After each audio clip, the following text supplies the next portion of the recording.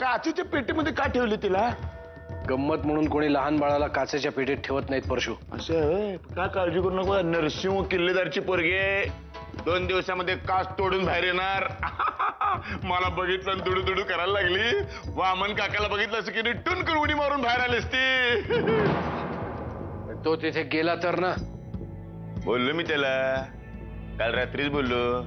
मला म्हणलं मी काय तुझ्यासारखा रिकाम टेकडा आहे का असं म्हणला तो. म्हणजे तू रिकाम टेकडा आणि याला बरीच काम आहेत. याला आयुष्यात काही जमलंय का? काहीच जमलेलं नाही त्याला. हे मला जन्माला आल्यापासूनच ठाऊक आहे. तुला आता कळायला लागले ते. परशू, वामनचा विषय माझ्या पुढे कधीच काढू नकोस. नो. आणि निघ आता. Just doing.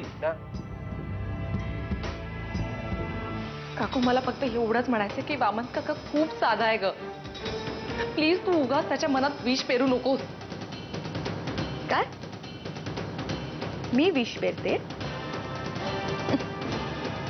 हे काम तुझ्या बापाने आधीच केले.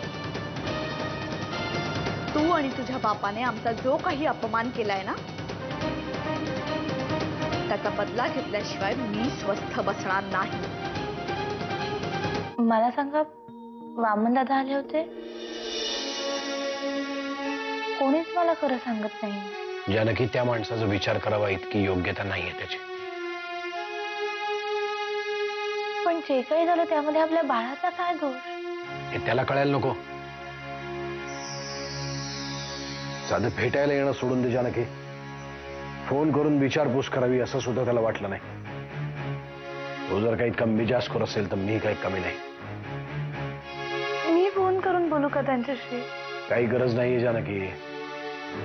आपल्या दोघांसाठी इतका आनंदाचा प्रसंग आहे, त्यामध्ये या विषयावर चर्चा नको असं मला वाटतं. सध्या अहिल्या काकूचं घरात जे काही चाललंय ना, त्यामुळे अख्खं घर कोलमडून पडायची वेळ आली.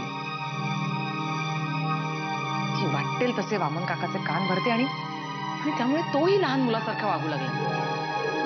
लक्षात आलंय माझ्या. गेल्या काही दिवसापासून अहिल्याताईंचं वागणंच वेगळं झालंय. या विषयावर मी आणि आत्याबाई बोललो सुद्धा. इतके दिवस मी सुद्धा काही गोष्टी नजरअंदाज केल्या, पण आज जेव्हा माझा त्याच्याशी वाद झाला ना, तेव्हा मात्र ती नको नको ते बोलली. काय करायचं ते करा, पण मी तुझ्या बाबांना धडा शिकवणारच असं म्हणाली.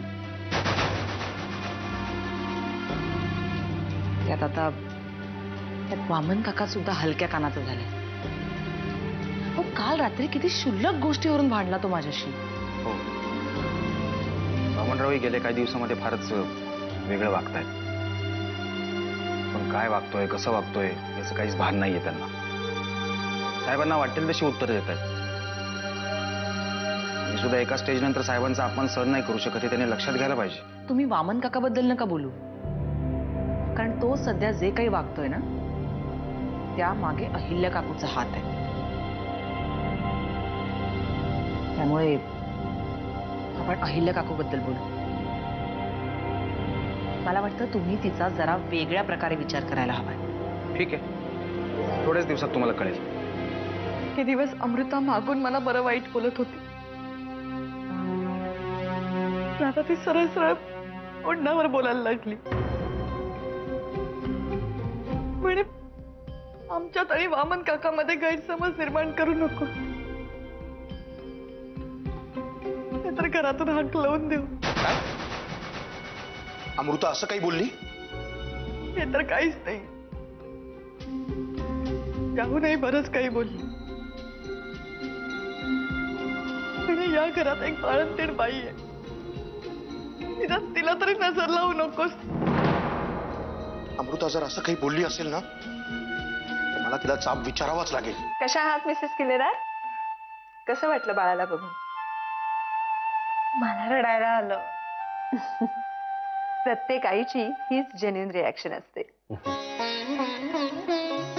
डॉक्टर, या बाळाला आणि बाळाच्या आईला घरी कधी घेऊन जाऊ?